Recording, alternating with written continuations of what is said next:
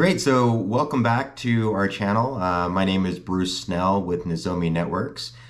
With me today is Danielle. We're going to be talking a little bit about incident response. The topic of incident response is a somewhat complex one, so I think, between Danielle and myself, I think we've got enough information here that I think we can have a good conversation about it. A little bit about my background. I come from the cybersecurity side with about 25 years of experience on the IT and about 10 years of experience on cybersecurity on the OT side. And with Danielle, I'd like to, can you give me a quick introduction to let people know who we're talking to? My name is Danielle Jablanski. Like Bruce said, I also work at Nozomi Networks. I'm what's called an OT cybersecurity strategist. I kicked off my career looking at cyber vulnerabilities to nuclear command and control systems in the U.S. Weapons Force. And then I was an analyst for a little bit and helped to do some cyber policy work. I'm also a fellow at the Atlantic Council, so I bring some of the regulatory background to the OT side and some of the market analysis and trends, along with what we do at Nozomi Networks, which is obviously a solution for cybersecurity in the OT and industrial control system space. Yeah, and I think it'll be a good combination, right? I mean, you've got you definitely have that regulatory knowledge in your head that, I don't. I'm more just in the trenches, turning wrenches and configuring things. So I think between the two of us, I think we got the whole thing covered. One of the things that was interesting is you and I were talking the other day, and you said you've got an upcoming speaking event, and you'd mentioned that the topic there. Can you expand on that a little bit? In September, the RSA conference did a remote virtual ICS day, and I was on there for a 30-minute slot doing lessons learned from incident response. And when I got asked to do that conversation, people said, well, are you going to talk about ransomware? And everyone else always talked about ransomware. And so I kind of pulled them away from that topic and said, sure, I'll do a slide about that, but can we also talk about something else and include ransomware in this broader context? Because it really is the main focus and the main theme of things, and something else you and I started to talk about was the fact that a lot of statistics and data get thrown around in the ransomware conversation and sometimes get taken out of context. So that might not be super useful to focus on specifically if you're actually looking at how do I step-by-step build out an incident response plan. Focusing solely on ransomware can limit your response plans, So is it a technical backup that I need to emphasize? Is my number one priority looking for vulnerabilities in my own systems? How do I begin to prioritize those kinds of tactical step-by-step decisions? And you're not really going to get there if you're just thinking of focusing on kind of the headlines or what we're reading in the news. Yeah, I think you're right. There is that tactical aspect that needs to be done, right? There's the day-to-day, moving and pushing, but then there's also the strategic kind of overall plan that you need to work from an incident response perspective. And I think, maybe it's ransomware comes up a lot because, as you know, it's one of the primary headlines that we always see on cyber is, ransomware hits there, ransomware hits this, ransomware hits that. So I think to your point, it's kind of front of mind for a lot of people, which maybe is driving their need or their awareness of their need to actually have an incident response plan in place, right? Do you feel that maybe, it's something that people weren't really thinking about as much as they should, and then they're just seeing the headlines and being kind of reactive, or what are your thoughts? I actually think that it's so reactive because there's a black screen of death or, the Bitcoin screen of whatever. And that's kind of a visceral response. So I think that people have begun to kind of accept that across the board. But it also means that there are so many other things that have to go wrong by then before you get to that screen, right? And I think humans are just reactionary by nature. So there's this visual that goes with it, right? And that screen, there's a step-by-step kind of cause and effect that has already taken place. It's already happened. Because we are human, I think we kind of connect things that are deeper, reactionary, sometimes something horrible is happening right now and it seems like a crisis. And I think that just creates a culture of fear within the security mind saying, wow, this has to be our number one priority. We have to focus on this, even if it might not be the most likely or plausible scenario given the systems that we have at play. Yeah, and I think, to your point, if you're getting ransomware, you messed up a long time ago, right? Or some process failed much further ago. I think let's take a step back and really kind of look at what it takes to build out a plan. Because I think a lot of organizations are kind of going into this, to your point, a bit reactionary. So it may be helpful, I think, to step back and say, okay, what makes up a good incident response plan? And this is something I've done for customers in the past, is work with them to build out a specific plan. And I think, really the number one thing is preparation, right? I mean, I think that's kind of it seems like it should be a kind of a duh statement, but a lot of folks are really kind of passing this preparation stage up. Maybe because it's based on headlines, right? They're seeing, all of these things that they have to rush and protect against now. They don't take the time to go back and prepare and really hit those, preparation stages, I think, that are extremely important. Yeah. And I think there's a lot of preparation for avoiding that worst case scenario, instead of saying, what are the contingencies that we have to have in place for business continuity, right? And I think that those are different types of reactions when you actually get into the planning stage and start to prepare for these scenarios. Yeah, and I think one of the things that people really kind of fall down on is that initial assessment, right? That initial identification of what's in their network. Because you can't really build out an accurate plan if you don't know what you're planning for, right? And so I think from what the thing I recommend, number one, is get a good inventory of all of your assets. Understand what's out there in the environment. Especially from a Nozomi perspective, a lot of times we go into OT networks or maybe manufacturing networks that the customers don't necessarily know everything that's on their factory floor, right? They don't have a good sense of what's out there. And so being able to pull that information in, figure out what's in your network, gives you that first step of letting you know what your baseline is. And then you can actually actively start planning around those vulnerabilities, figure out where your issues are and where you're vulnerable, and then you can actually start building a plan. So I think from the beginning, you can't do anything until you know what's in your network.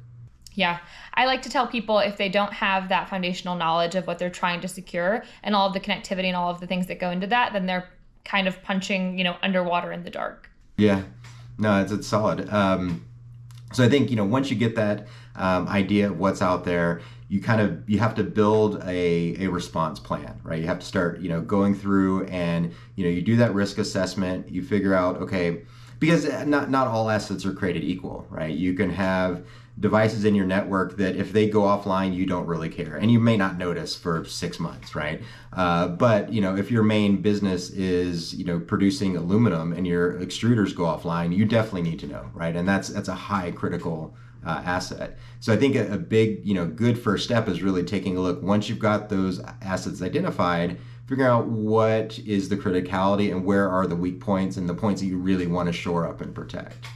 I think the biggest difference when we look at risk assessments for OT versus IT is actually tolerance. And I don't think that gets talked about enough. I don't think it gets enough airtime, because the tolerance in your risk assessment for operational technology is going to look very different based on life cycles of the technology, based on patches and downtime and all of the sequencing and maintenance. And so I think the risk tolerance is probably the easiest thing to get wrong.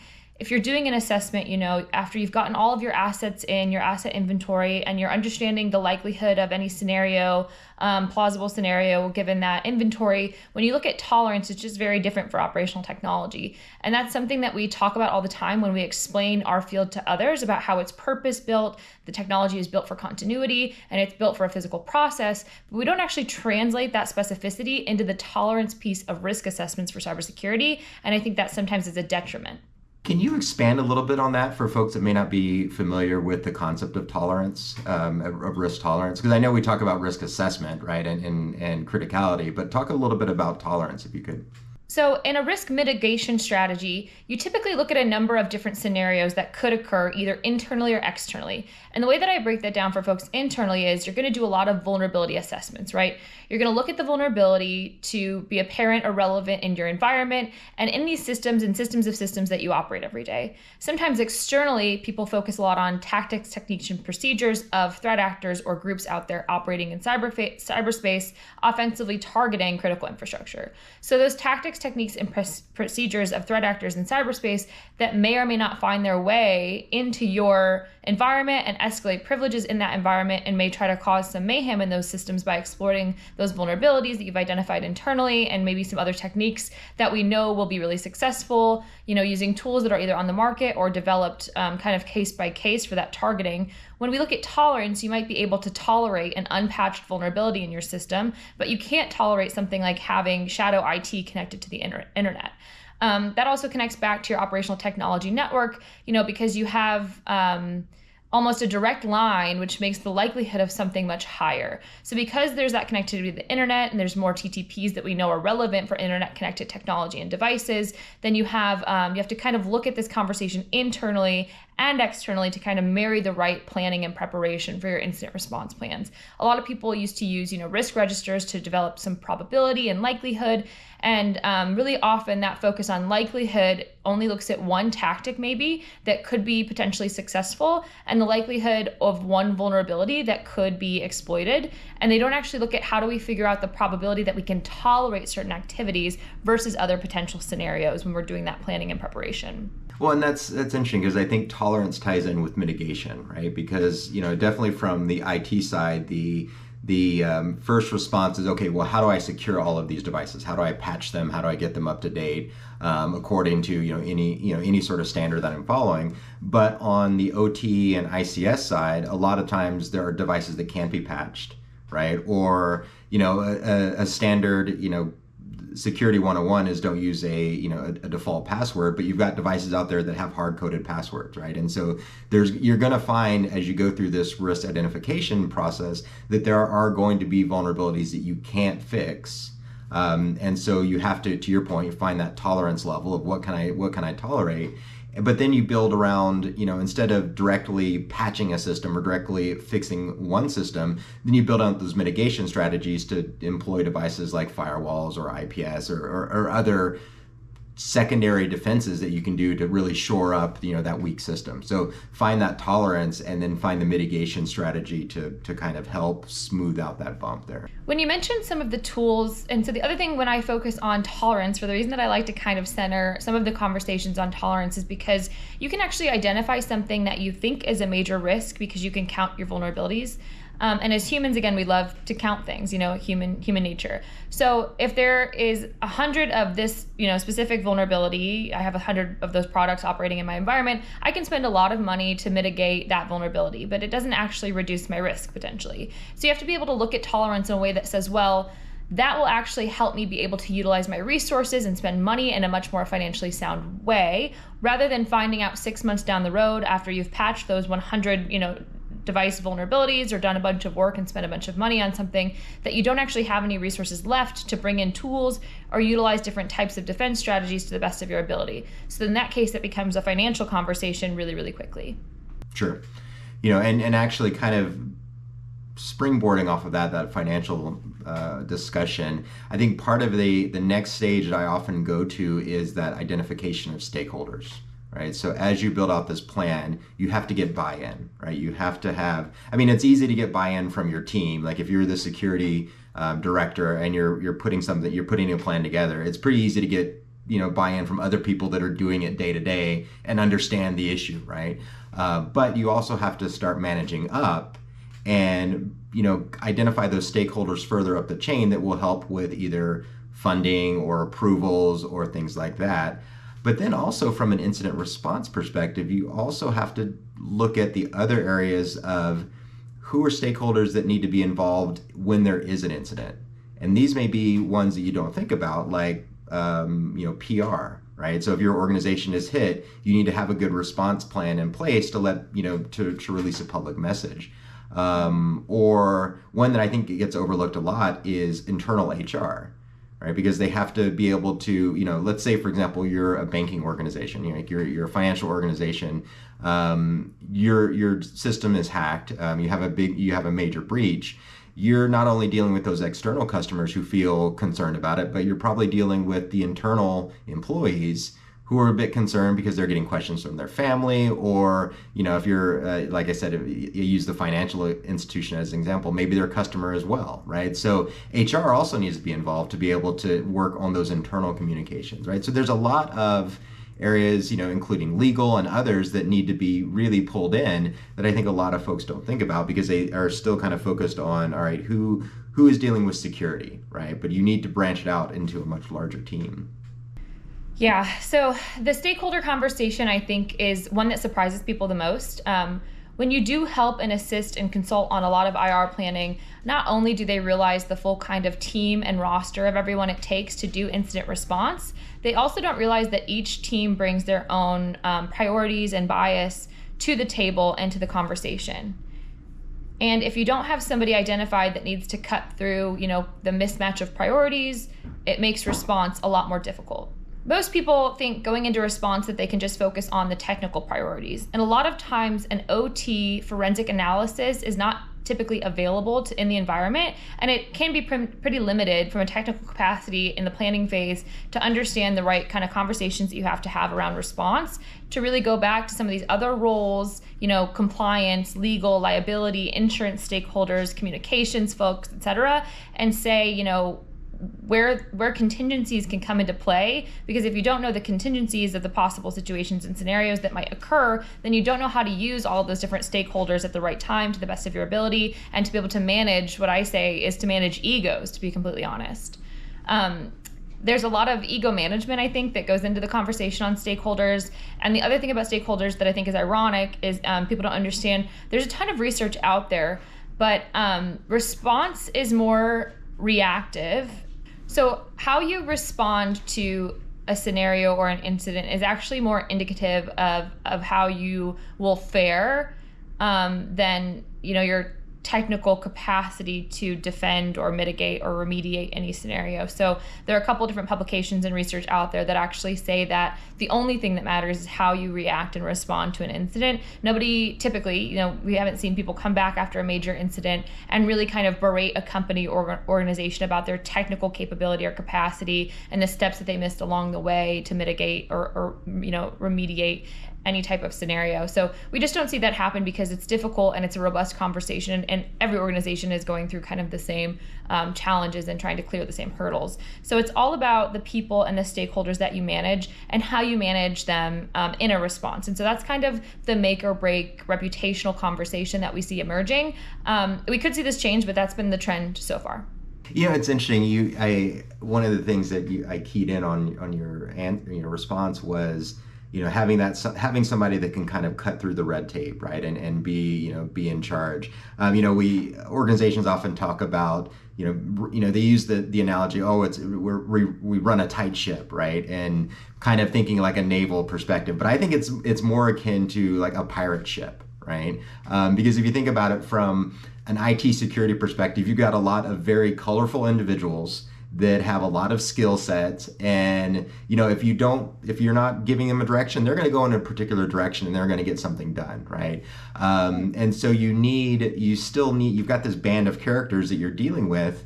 Everybody's got their own agenda, everybody's got their own passions, their own motivations. You need somebody like a Blackbeard the pirate, right, to be able to come in and say, look, let's get everybody focused in the right direction and we're going to move forward, right? And so as we go through and create those plans, you need to find out who's your Blackbeard, right? Who's the person that's going to be that executive sponsor? And they really need to have two things, right? They need to be bought in to the overall plan, and then they also need to have the authority to basically say, no, this is what we're doing. So a lot of times, from a stakeholder perspective, I like to identify, somebody at the C-suite level to be able to come in and be that person that kind of steers the ship, as it were, during these crises. Yeah, the Blackbeard. I kind of like that analogy. I've never been a pirate myself, but I do think I can handle that role.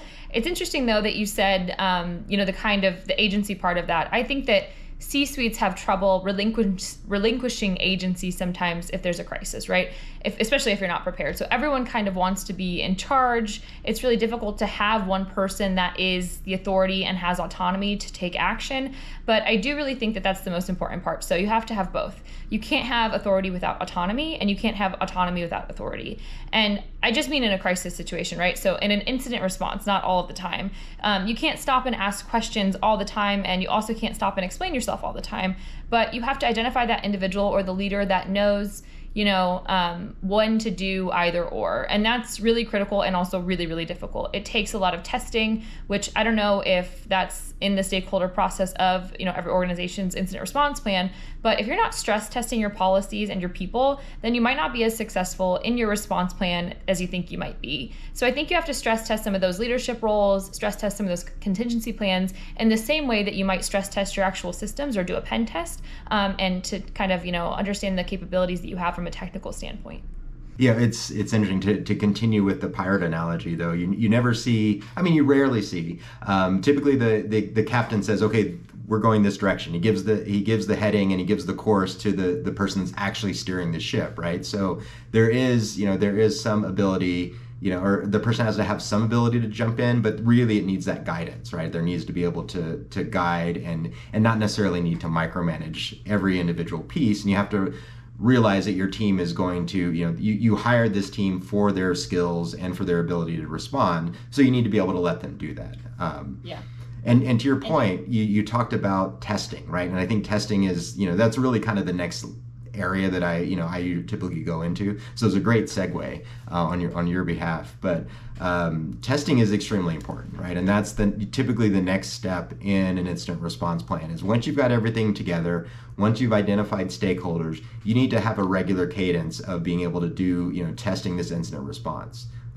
Be it from tabletop exercises or what have you. That's a key component is making sure that you're testing these plans you're putting in place. Yeah, so testing can always reveal some unknown unknowns, as I like to say, and that's why I really do enjoy doing tabletop exercises with organizations and leaders and stakeholders. It's actually my favorite thing to do. I've actually been able to write a few of those myself, and they can get really thorny in different sectors, right? So a hospital situation, when you have personal identifiable information or PII, a safety situation where there could be a fire or a failure of equipment. These are life or death scenarios and situations when we talk about operational technology. And the point I like to make when I tell stakeholders that the planning for these incidents is so important is that you can't focus too much on the technical, but you also can't run wild with the realm of the possible. So an analogy I typically use is you'll do a fire drill, and when you're when you're told to stop, drop, and roll, or you're running out of a building or using the stairs and not the elevator, you're not typically stopping to ask, how did this fire start? You're not switching to investigation mode yet. You're not also having somebody describe fire to you as a science, right? You're also not thinking, can my car explode 100 yards away because of the fire in this building? You're not trying to run off the rails with the realm of the possible. And that's really what comes out of these tabletop exercises. It's not super static in the sense that you obviously have, technical questions like, do we have firewalls in place? But it's also dynamic enough to understand, again, contingency planning, the roles and responsibilities of stakeholders, and kind of the scope of different scenarios that you are able to plan for and then better prepare for. There are sometimes people in the room that get into those conversations and you really have to rein them in, but you also do have to have the right amount of technical folks in the room that say, I can get into the weeds about something and why a certain scenario or consequence could or could not happen given the technology that's at play, and that's also really important. You also need a translator, right, that puts that into context for all of the other stakeholders that may or may not be technical, in nature, or might not be thinking about the compliance regime or be thinking about the legal parameters. So I think that the most important part of the tabletop exercise is that you don't just leave people speaking different languages when they come to the same table. You really need that translator or interlocutor, somebody in the middle or a team in the middle that can really describe those nuances, and so that you can get to a place where you have practical applications from the tabletop, so it's really worth your time and your effort.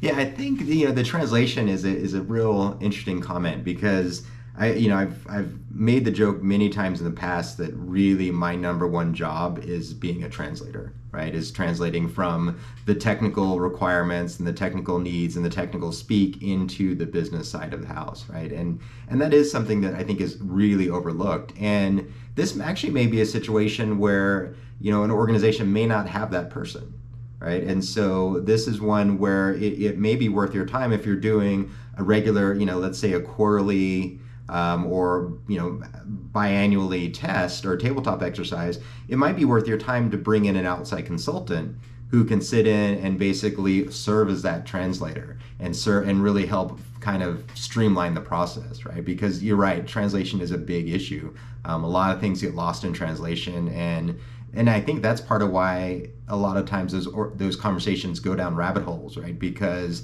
someone starts explaining one little point, and then it starts leading to another explanation, and then another explanation, and then eventually, you're in Wonderland, and you have no idea how you got there. Yeah. So another example that I use from time to time from some of my work in the context of smart cities is, a plausible scenario to somebody might be that the stoplights in a city might all be turned green in the same direction or in both directions at the same time, which would obviously cause traffic jams and potential injuries. Your emergency response capability would be stressed, et cetera. And so this would have a cascading failure across any kind of jurisdiction. And when you talk to people that actually develop that light technology in the lighting in the city for stoplights and traffic, there's actually logic programmed into many of these systems that would actually prevent that scenario, right? And so you would be able to understand your contingencies differently if you understood some of that logic programming. So that embedded contingency that if you didn't have the right expertise in the room, you might decide as a group doing a planning kind of scenario planning exercise that actually is the most plausible scenario given your level of understanding. And that might be the number one thing that you plan for. But then if you bring somebody else in and that somebody did develop that technology or understands that logic, then it becomes a less likely scenario because of your understanding of those contingencies. And so I think we run into that a lot in operational technology, right? When you bring in some of those departments that don't actually interact with the technology every day, it's something you really have to find a perfect balance for. And so the translator then ends up being really, really important. They won't know everything, but it'll be their job to kind of consult with both sides and understand those contingencies and be able to build out a better scenario. So I think you have to bring in maybe more than one person, on a consulting team typically, unless they have the power to do both, right? There's far and few people in between that know all of the contingencies and all of the programmable logic, as well as the right way to translate those things for different stakeholders in the room. So it might be an uphill battle, but it's also a really fun thing to get right? I want to point out, it's like it's an enjoyable time, and you have a shared goal when you do these tabletop exercises. They shouldn't be scary. They shouldn't be a headache. The goal for everyone in the room is going to be reducing the severity of any type of cyber impact to your organization, to your day-to-day. That's something that I come back to in my work at Nozomi Networks and my writing, which is at the end of the day, if you leave with an understanding or a better understanding of technology, that's great. If you leave with a better appreciation for your colleagues, that's even better. But if you also walk away understanding that you've done the work to reduce the severity of some type of impact from a cyber scenario is relevant for your organization, you're actually leaps and bounds ahead of so many other organizations that are operating today. And I think that's really kind of the rallying effect that you can initiate with the right type of planning and organization in terms of incident response. That's good. And one of the things that I picked out as you were talking is, the communication, right? And that's typically, again, a good segue, because that's kind of my next phase of an overarching plan, is to make sure that once you've established this plan, once you've done some testing, you need to be able to communicate that out, right? And that's, both internal and external. Internal, to make sure that everybody knows that there is a plan, knows where to look, knows what to look for, but then also have that communication plan available for external release, right? When there is an incident, do you have a plan in place for getting PR involved, getting, who's speaking to the press, and more importantly, especially in larger organizations, do your internal employees know how to handle questions if they get asked by, somebody, that they know at church, or that they play basketball with, or a random person from the press calling them because they happen to see that they work for the organization, right? So there is that establishing that communication plan, both for internal and external, that is a big issue, and a big component of it. And part of it is that, everybody needs to know, and everybody needs to be on the same page when it comes to a security response. I had a customer that, talking to him, and I said, how many employees do you have? And he said, well, I've got 2,500 employees. And I said, okay, how many people on your security team? He says, well, 2,500, right? Because he saw the value of having everybody involved in security, and communicating out all of the plans around what you do in an incident is huge in that regard. Yeah. Back to shared experiences. So actually, I wrote a hospital ransomware simulation with some of my colleagues when I was at Stanford University. And you joked earlier about the need to actually inform employees of what's going on when something happens first before you do external communications. That's something that we saw when we ran these tabletop exercises that became the first kind of myth that was busted. So typically people are really focused on what, federal, local, state government authority that they have to call to bring in, and how do they do external communications? Do we say too much? Do we try to, do attribution right away? Do we know if we can do attribution right away? They always really focus on the attribution question first, and whether or not they're going to pay a ransom if it's a ransomware situation. And they forget to really bring in their employees and bring them up to speed and have that kind of holistic response. We're all one kind of team, go into action mode. And so there's always this moment at the tabletop where, someone will say, some expert or coach will point out, hey, you haven't mentioned anything to any of your employees. And now they see this press release or this press conference or this external kind of communication or headline. And guess what? In a time of crisis, now your employees are panicked because they're not brought up to speed. They feel left out. They feel, the last to know and be incorporated into the response that's at hand. So you're kind of reducing your own impact if you don't have that contingency also planned for. And it's a big aha moment, like I said, in these tabletop exercises for participants, because they don't typically think about that aspect of communications internally right away. Sure. Yeah. No, it's solid, and I think that leads into, because to your point, it's not the time to start saying, okay, well, how do we get here, or how did the breach happen? When you're dealing with the response, right? There are definitely things that can happen in parallel, but I think conducting an analysis is really kind of an after the fact, right? Once you've done the initial response, once you've done the containment, right? Because I think you figure out what's going on, and then you do what I break it down into short-term and long-term containment, right? What are the things that are on fire right now that we can isolate and separate from the rest of the network? And then what are the long-term issues that we need to start spreading out into and making sure that we're doing that, that checking. You mentioned ransomware earlier. The common response, that initial short-term containment, is obviously to shut down, communication from the infected system so that they're not spreading out. Long-term containment is to go through and do a hardcore analysis of every system in your network to see if it's been infected, right? Because there are typically, if you see one, there's probably 17 that you don't see. And so that's, that long-term containment is a big issue. But as we go further, let's talk a little bit about conducting that analysis, right? Let's figure out, once an incident has happened, once we figured out how it took place, what do you think is, what do you recommend as far as going in and digging into that root cause, right? I mean, how does that play into this factor? So for root cause analysis, like you said, typically almost every organization that I know of will bring in an outside kind of consulting firm or group to do that type of technical root cause analysis. And I think it's important because you might have a backup, you might not have a backup. But you also might be restoring from something that's also infected. You might not keep the right logs. We know that a lot of organizations don't keep security logs or don't keep them for a long period of time, which makes it a little bit more difficult to go in and hunt for things.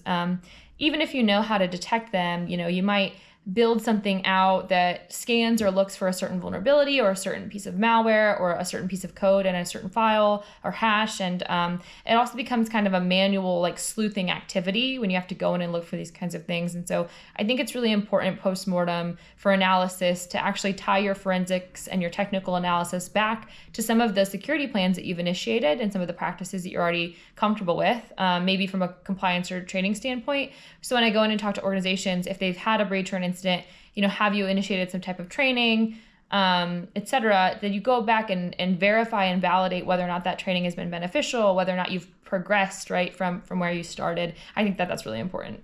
Yeah, so those are great points, Danielle. And I think one of the things to really kind of bring it back around is when I start looking at an incident response plan, as you go through all of these things, it's a circular plan, right? So once you've gone through the incident, or, once you've gone through testing, and this could be, you could swap out either, the results of a test or the results of an incident, right? The next step is, how do we improve? And I think that's an area where a lot of organizations are really looking for guidance into, okay, I've gone through this incident response plan. What can I improve on? How can I do better? And I think that's an area I think that gets probably overlooked quite a bit. Yeah. So I want to go back to some of the nuances that we talked about in the beginning. Like, I've mentioned human nature a bunch of times. We see statistically that humans are a weak link across cybersecurity, typically in some type of incident, right?